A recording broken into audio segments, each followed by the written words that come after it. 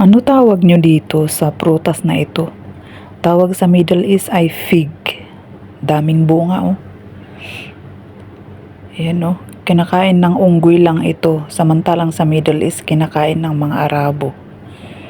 Ng mga tao sa Middle East. Dito sa Pilipinas, pagkain lang ng unggoy. Char.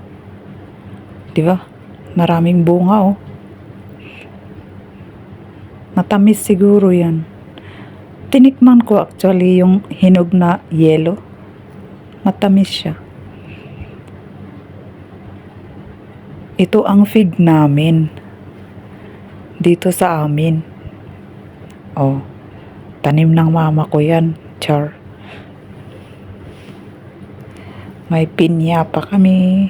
Mga tubo. Yung mga pinya. Pinya ang nakapaligid sa bahay ng mama ko.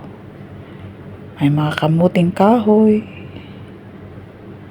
Ayan, dahil sa malakas na bagyo na dumaan, katatapos lang ng bagyo nung isang araw. Ayan, natumba mga tubo. May mga natumba rin na pinya kahit namumunga na. Dahil natumba-tumba yung mga tubo, ang gulo-gulo nila.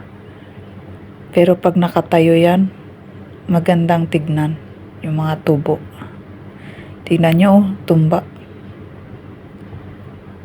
Pero maraming mga batang kumukuha daw dito pag school days, sabi ni mama.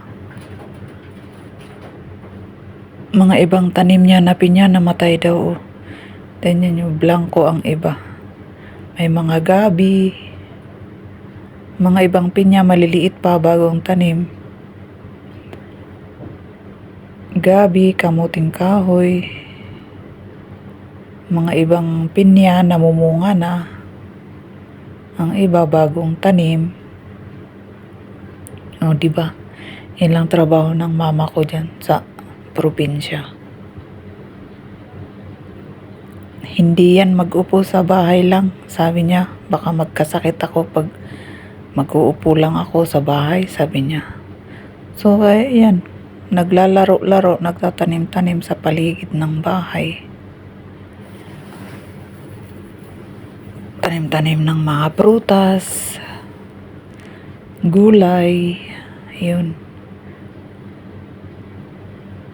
Yung pinya. Ano pa mga tanim niya? Mga kamote.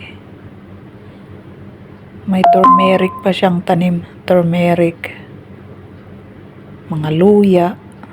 Mga ganyan mga tanim niya. Pero malapit lang siya nagtatanim. Mga mini garden niya. Pero karamihan pinya. Mga tanim niya.